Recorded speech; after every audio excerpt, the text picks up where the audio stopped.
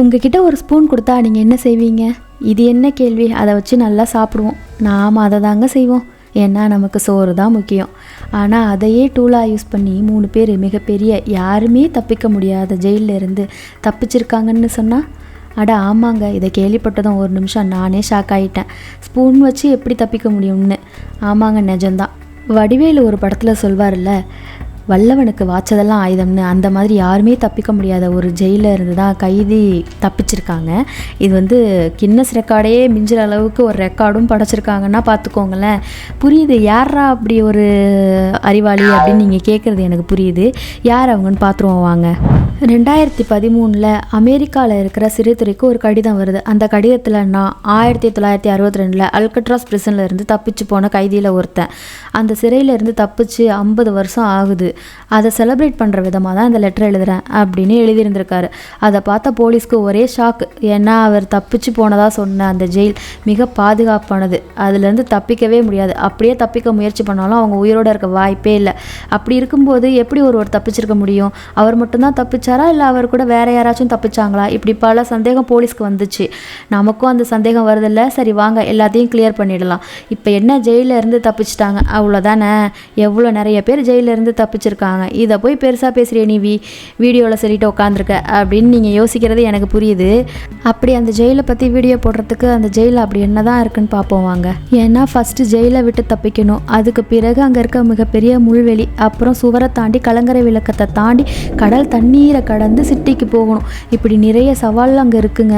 அது மட்டும் இல்லாமல் 24 மணி நேரமும் ஆயுதம் ஏந்திய காவலர்கள் அங்கே நடமாட்டிகிட்டே இருப்பாங்களாம். இதையெல்லாம் தாண்டி அந்த மனுஷன் எப்படி தப்பிச்சிருக்கிறதா லெட்டரில் சொல்லியிருக்காரு. இந்த சிறை முதல்ல 1934 கட்டி திறந்திருக்காங்க. ஆனால் 1963 இதை மியூசியமாக மாற்றிட்டாங்க. ஏன்னா இது பராமரிக்க முடியாததுனால மியூசியமாக மாற்றிருக்காங்க.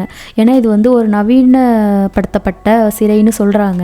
மிக மோசமான குற்றவாளிகளை தான் இந்த சிறைக்கு அனுப்பி வைப்பாங்க. ஏன்னா அவங்க மற்ற சிறையிலேருந்து தப்பிச்சு செல்வதை தடுக்கிறதுக்காக அந்த சிறை மாதிரி இந்த சிறையிலேருந்து யாரும் தப்பிச்சு போக முடியாதுன்னும், மிக மோசமான குற்றங்களை செஞ்சவங்களையும் தான் இந்த சிறையில் அடைச்சி வைப்பாங்களாம். ஆனால் அப்படி இருந்துமே 36 கைதிகள் இந்த சிறையில் இருந்து தப்பிச்சு செல்வதற்கு முயற்சி செஞ்சுருக்காங்க. அதில் 14 பேர் பிடிபட்டுட்டாங்க. மீதம் உள்ளவர்கள் காவலர்கள் சுட்டே கொண்டிருக்காங்க. சில பேர் சிறையை விட்டு தப்பிச்சு போய் ஆனால் கடல் தண்ணீரில் மாட்டி இறந்துட்டாங்க. இதில் ஒரு 5 பேரோட சடலம் மட்டும்தான் இப்போ வரைக்கும் கிடைக்கல. ஏன்னா இந்த சிறை இருக்கிறது ஒரு தனி தீவில்.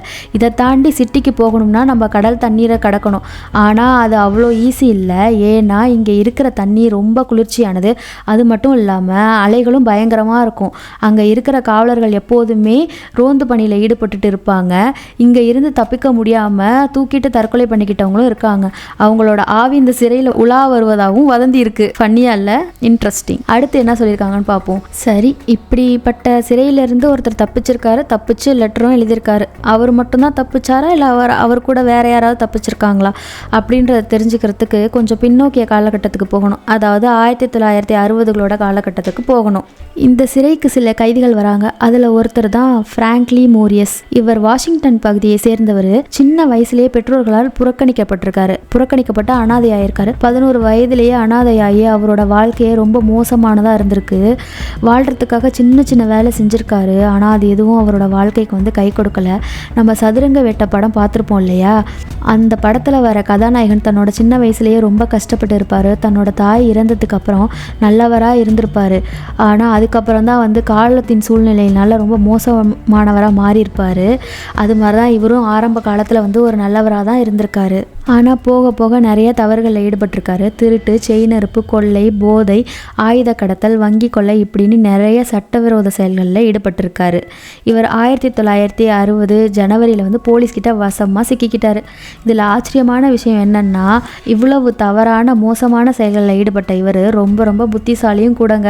அட இதில் என்ன ஆச்சரியம் அப்படின்றீங்களா? திருடனாலே புத்திசாலியாக தானே இருப்பான், இதை போய் பெருசாக பேசுகிற அப்படின்னு நினைக்கிறீங்களா? இல்லைங்க, உண்மையாகவே இவர் புத்திசாலின்னு சர்டிஃபைடு ஆனவர். ஏன்னா இவருடைய ஐக்யூ லெவல் 133. அப்போ பார்த்துக்கோங்க இவர் எவ்வளோ புத்திசாலின்னு. அடுத்தது ஆங்கிலின் பிரதர்ஸ். இவங்க ஜார்ஜியாவை சேர்ந்த அண்ணன் தம்பிகள். ஜான், வில்லியம், ஆங்கிலின் மற்றும் கிளாரன்ஸ். ஆங்கிலின் இவங்க புளோரிடாவை சேர்ந்த விவசாய குடும்பத்தை சேர்ந்தவங்க. இவங்க அங்கே விவசாயம் பார்த்துட்டு வந்துட்டு இருந்திருக்காங்க. விவசாயம் சரி சரியில்லாதனால சின்ன சின்ன திருட்டுல ஈடுபட்டு இருந்திருக்காங்க. பிறகு போக போக நிறைய கொள்ளையில ஈடுபட்டிருக்காங்க. அப்படி ஒரு வங்கி கொள்ளையில சிக்கிட்டாங்க. 1960 அக்டோபர் மாதம் போலீஸ் கிட்ட மாட்டிக்கிட்டாங்க. இவங்க கொஞ்சம் சாஃப்டான குற்றவாளிங்க. ஏன்னா இவங்க கொள்ளையில ஈடுபடுறப்போ அப்பாவி மக்கள் யாரையும் காயப்படுத்தக்கூடாது அப்படின்றதுக்காக இவங்க பொம்மை துப்பாக்கியை யூஸ் பண்ணியிருக்காங்க. விசாரணையில் தான் தெரிய வருது இவங்க யூஸ் பண்ணது வந்து ஒரு டம்மி துப்பாக்கி அப்படின்னு சொல்லிட்டு. இவங்க லெவன்வொர்த் பிரிசன்லேருந்து தப்பிக்க முயற்சி பண்ணதுனால அமெரிக்காவில் இருக்க இந்த சிறைக்கு மாற்றப்பட்டிருக்காங்க. அடுத்ததாக ஆலன் வெஸ்ட். இவர் ஃப்ளோரிடா பகுதியை சேர்ந்தவர். வாகன திருட்டில் வந்து ஈடுபட்டு வந்த இவர் சின்ன சின்ன திருட்டு நிறைய செஞ்சுருக்காரு. அடிக்கடி போலீஸ் இவரை பிடிச்சிருக்காங்க. கடைசியாக இவர் கைது செய்யப்படுறதுக்கு முன்பு 20 முறை வந்து கைது செய்யப்பட்டிருக்காரு. அப்படி இவர் ஒரு கொள்ளையில் ஈடுபட்டிருக்கும் போது தான் போலீஸ் இவரை 1957 கைது செஞ்சுருக்காங்க. இந்த 4 கைதிகளும் தான் முக்கியமான கைதிங்க. இவங்கெல்லாம் வந்து ஆங்கிலின் பிரதர்ஸ் மற்றும் பிராங்க்லின் மோரியஸ் ஒரே அறையில இருந்திருக்காங்க. ஆலன் வெஸ்ட் இவர்களுடைய அறைக்கு பக்கத்து அறையில இருந்திருக்காரு. இவங்க 4 பேரும் சிறைக்குள்ளேயே நண்பர்கள். இவங்க எப்படியாவது இந்த சிறையில இருந்து தப்பிச்சு விடணும்னு நினைக்கிறாங்க. ஏன்னா இந்த சிறையிலிருந்து தப்பிக்கிறது ரொம்ப கஷ்டம். அதனால் எந்த கைதிகளும் இந்த சிறையிலிருந்து தப்பிக்கணும் அப்படின்ற முயற்சியில் ஈடுபடவே இல்லை. ஆனால் இவங்க இந்த சிறையை விட்டு தப்பிக்கணும் அப்படின்னு ஒரு திட்டம் போடுறாங்க. நான் ஏற்கனவே சொல்லியிருந்தேன் இல்லையா, இந்த சிறை கொஞ்சம் நவீனப்படுத்தப்பட்ட சிறைன்னு. இவங்களோட அறையில் இவங்க படுக்கிறதுக்காக ஒரு கட்டில், கழிப்பறை, இவங்க படிப்பதற்காக மேஜை, காற்று நல்லா அடிக்கிறதுக்காக வென்டிலேட்டர், இப்படி இந்த மாதிரி எல்லா வசதிகளும் இந்த சிறையில் இருந்திருக்கு. அப்போது அந்த சிறையில இருந்து அந்த வென்டிலேட்டர் வழியா மேல் ஃப்ளோருக்கு போயிட்டா அந்த ஜெயிலில் இருந்து வெளியே போயிடலாம் அப்படின்றது அவங்களோட திட்டம். ஆனால் அந்த வென்டிலேட்டர் விட்டு வெளியே போகிறது அவ்வளோ ஈஸி கிடையாது. அவங்க அந்த வென்டிலேட்டர் வழியா வெளியில் போயிட்டாங்க அப்படின்னா அவங்க ஈஸியாக அந்த ஜெயிலை விட்டு வெளியில் வந்துடலாம். அதுக்கு பிறகு கலங்கரை விளக்கம், வேலி சுவர், கடல், இது எல்லாம் தாண்டி தான் சிட்டிக்கு போகணும். அதனால் அவங்க முதல் முயற்சியாக அந்த வென்டிலேட்டரை ஓட்ட போட்டுட்டு அதுக்கு மேலே இருக்கிற ஃப்ளோருக்கு போகணும் அப்படின்ற முடிவுக்கு வந்தாங்க. ஆலன் வெஸ்ட் அந்த ஜெயிலில் இருக்கிற எல்லா இடங்களும் தெரியும். அப்படின்றதுனால அவர் வந்து இந்த வென்டிலேட்டர் ஓட்ட போட்டா இதன் மூலமா மேலே இருக்கிற அந்த சிறைக்கு போயிடலாம். ஏன்னா அந்த சிறை அவ்வளோவா கைதிகளால் உபயோகப்படுத்தப்படலை. யாருமே இல்லாத, ஆள் நடமாட்டம் இல்லாத சிறை. அந்த சிறையில் போய் அவங்க வெளியில போறதுக்கான திட்டத்தை தீட்டி அதற்கான பொருட்களை எல்லாம் தயாரிக்கலாம் அப்படின்னு முடிவு பண்ணாங்க. அதுக்கு முதல்ல இவங்க அந்த வென்டிலேட்டரை ஓட்ட போடணும். ஆனால் அது அவ்வளோ ஈஸி இல்லை. ஏன்னா அந்த வென்டிலேட்டர் ஓட்ட போட அவங்களுக்கு ஏதாவது வேணும் இல்லையா. அதுக்கு அவங்க யூஸ் பண்ண பொருள் தான் ஃபோர்க், அப்புறம் வேக்யூம் கிளீனரோட மோட்டார். இதையெல்லாம் யூஸ் பண்ணி தான் அவங்க ஒரு ட்ரில்லிங் மிஷின் பண்ணியிருக்காங்க. இதுக்கு அவங்க ஒரு மேகசினை ரெஃபர் பண்ணியிருக்காங்க. சிறையில் இருக்கிற கைதிகள் படிப்பதற்காக அவங்க நிறைய பத்திரிகைகள் வரும். அப்படி வந்த பத்திரிகையில் ஒரு பத்திரிகை தான் பாப்புலர் மெக்கானிக்ஸ். இந்த பத்திரிகையை படித்து தான் சில மெக்கானிசத்தை தெரிந்து கொண்டு அந்த ட்ரில்லிங் மிஷினை உருவாக்கியிருக்காங்க. ஜெயிலில் எப்படி இதெல்லாம் அப்படின்னு நீங்கள் கேட்கலாம். ஜெயிலில் உள்ள கைதிகளோட மறுவாழ்விற்காக நிறைய வசதிகள் அங்கே செஞ்சு தருவாங்க. அவங்களுக்கான தொழில், மியூசிக், பெயிண்டிங், இப்படி நிறைய நவீன வசதிகள் அந்த சிறையில் உண்டு. அது மட்டும் இல்லாமல் இந்த ஆலன் வெஸ்ட் இருக்கார் இல்லையா, அவர் வந்து அந்த சிறையில் வந்து மெயின்டெனன்ஸ் ஒர்க் பண்ணிட்டு இருந்திருக்காரு. அதனால இவருக்கு சில டூல்ஸ் அங்கேருந்து எடுத்திருக்காரு. சரி, ட்ரில்லிங் மிஷின் உருவாக்கியாச்சு, எப்படி ட்ரில் பண்ணுறது, அந்த வென்டிலேட்டர் ட்ரில் பண்ணுற சவுண்டு வருமே அப்படின்னு நினைக்கிறீங்க அதானே. இங்கே தான் அவங்க ரொம்ப புத்திசாலித்தனமாக யோசிச்சிருக்காங்க. தினமும் சிறையில் 1 மணி நேரம் ஹாப்பி ஹவர் அப்படின்னு சொல்லி இசைக்காக நேரம் ஒதுக்குவாங்க. அப்போ எல்லாரும் தங்களுடைய இசை கருவிகளை வைத்து இசைப்பாங்க. அது மட்டும் இல்லாமல் பாடலும் ஓடும். இவங்க இந்த சமயத்தில் தான் புத்திசாலித்தனமாக யோசித்து இவங்க அந்த ரூம்லேயே இருந்து அவங்க வந்து ட்ரில்லிங் ஒர்க்கை வந்து பண்ணியிருக்காங்க. ஃபைனலாக அந்த ட்ரில்லிங் மிஷினை யூஸ் பண்ணி அங்கே ஓட்ட போட்டு அந்த வென்டிலேட்டர் வழியாக வந்து மேலே இருக்க ஃப்ளோருக்கு போய் அங்கே தான் வந்து இவங்க எப்படி தப்பிக்கலாம் அப்படின்ற ஒரு மேப் சீட் வந்து உருவாக்குறாங்க. நீங்கள் கேட்கலாம், எப்படி அவங்க இந்த இதுலேருந்து தப்பிச்சு போகிறாங்க, போலீஸ் யாரும் பார்க்கலையா, அவங்க ஜெயிலில் வந்து செக் பண்ணலையா, சிறையில் அந்த அவங்களுக்குன்னு கொடுத்துருக்கப்பட்ட சிறையில் வந்து செக் பண்ணலையான்னு. அங்கே தான் அவங்க புத்திசாலித்தனத்தை யூஸ் பண்ணி அவங்க படுத்திருக்க மாதிரியே ஒரு பொம்மையை வந்து உருவத்தை வந்து செஞ்சு அந்த இடத்துல படுக்க வச்சுட்டு இவங்க எப்படி தப்பிக்கலான்ற பிளானை வந்து மேலே ஃப்ளோருக்கு போய் போட்டுட்டு வராங்க டெய்லி. அப்போ டெய்லி மேலே இருக்க ஃப்ளோருக்கு போயிட்டு வந்தால் அந்த ஓட்டை இருக்குமே, அதை வந்து போலீஸ் கண்டுபிடிச்சிருவாங்களே அப்படின்னு நீங்கள் கேட்கலாம். அதுக்கு தான் அவங்க வந்து கார்ட்போர்ட் யூஸ் பண்ணியிருக்காங்க. கார்ட்போர்ட் வந்து யூஸ் பண்ணி அதை பெயிண்ட் அடித்து அதை அந்த ஓட்டைக்கு தகுந்த மாதிரி கட் பண்ணி அதை மறைச்சி வச்சுருந்துருக்காங்க டே டைமில். நைட் டைமில் அதை எடுத்துகிட்டு மேல் ஃப்ளோருக்கு போய் இவங்க வந்து பிளான் போட்டிருக்காங்க. எப்படியெல்லாம் யோசிச்சிருக்காங்க பார்த்தீங்களா.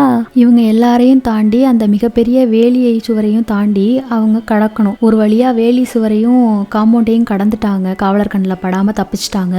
ஆனால் கலங்கரை விளக்கத்தை தாண்டது தான் ரொம்ப கடினமான ஒரு விஷயமா இருந்தது. ஏன்னா அந்த கலங்கரை விளக்கத்தில் வந்து ஒரு லைட் மாதிரி வந்து வீசிட்டே இருக்கும். அடிக்கடி வந்து ஒரு ஒளி வந்து வந்துட்டே இருக்கும். அதனால் அதை கடக்கும்போது அவங்க ரொம்ப கவனமாக கடக்கணும்.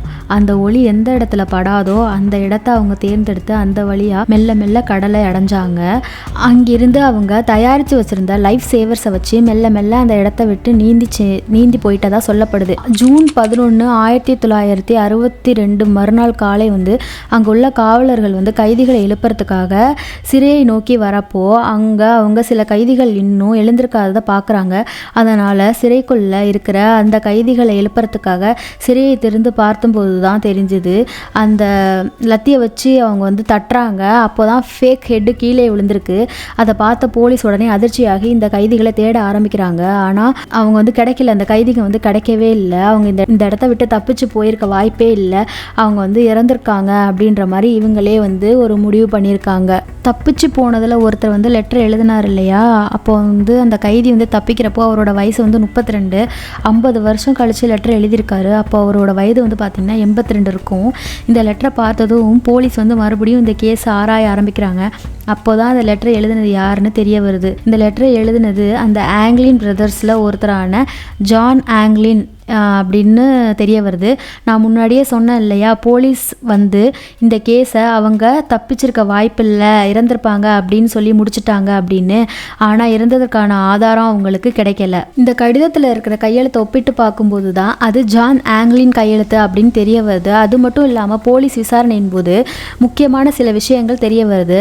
அது என்னன்னா, அன்னைய தினம் அப்போ ஆங்கிலின் பிரதர்ஸ் அவங்க அம்மாவுக்கு எப்போதுமே நிறைய பரிசு பொருட்கள் அனுப்புவதாகவும், அவங்க அப்பா இறந்த பொழுது அந்த இறுதி சடங்குல யாரும் முன்பின் தெரியாத 2 பெண்கள் கலந்து கொண்டதாகவும் பலர் காவல்துறையில வந்து சொன்னாங்க. அது மட்டும் இல்லாம 1967 பிரேசிலையும் 1989 புளோரிடாலையும் இவங்களை பார்த்ததா அவர்களுடைய உறவினர்கள் வந்து சிலர் போலீஸ் கிட்ட தகவல் கொடுத்திருக்காங்க. இதெல்லாம் பார்க்கும்போது அந்த கடிதத்தை எழுதினது கண்டிப்பா அந்த ஆங்கிலின் பிரதர்ஸ்ல ஒருத்தர் தான். அது ஜான் ஆங்கிலின் அப்படின்றது தான் ஊர்ஜினமாறுது. யாருமே தப்பிக்க முடியாத ரொம்ப பாதுகாப்பான அந்த சிறையிலிருந்து அப்படி ஒரு 3 பேர் தப்பிச்சது மிக ஆச்சரியமான ஒரு விஷயமா இருக்கு இல்லையா. இதை பற்றி ஒரு படமே இருக்குது. 1979 வந்த எஸ்கேப் ஃப்ரம் அல்காட்ஸ் கிளைண்ட் ஈஸ்ட்வுட் தான் இதில் ஹீரோவாக நடிச்சிருக்காரு. அவர் அப்படி அந்த சிறையிலேருந்து எப்படி தப்பிச்சாருன்றது தான் கதையே. சிறையிலிருந்து தப்பிக்க முயற்சி செய்யும் பிரபலமான படங்களில் இந்த படமும் ஒன்று. முடிஞ்சால் இந்த படத்தை பாருங்கள். இவங்க குற்றவாளிகள் அப்படின்றத தாண்டி அவங்க வந்து தப்பிக்கிறதுக்காக எவ்வளோ எஃபர்ட்ஸ் போட்டிருக்காங்க. அவங்களோட பொறுமையும் புத்திசாலித்தனமும் தான் நம்மளுக்கு ஒரு ஆச்சரியத்தை கொடுக்குது. இப்போவும் அமெரிக்காவில் இந்த சிறை வந்து ஒரு மியூசியமாக இருக்குது. நீங்கள் இந்த சிறையை போய் பார்க்கணும் அப்படின்னா இதுக்கு உள்ள வெப்சைட்டில் புக் பண்ணணும். அந்த மியூசியத்துக்கு நீங்கள் போய் பார்க்கணுன்னா பெரியவங்களுக்கு வந்து $49. கண்டிப்பாக ஒரு வாய்ப்பு கிடைச்சா அந்த சிறையை வந்து போய் பார்த்துட்டு வாங்க. தேங்க்யூ ஃபார் வாட்சிங். இதே மாதிரி வீடியோஸ் பார்க்கணுன்னா என்னோட சேனலை வந்து சப்ஸ்கிரைப் பண்ணிக்கோங்க, லைக் பண்ணுங்கள், ஷேர் பண்ணுங்கள். தேங்க்யூ ஃபார் வாட்சிங். கமெண்ட் பண்ணுங்கள். Bye bye.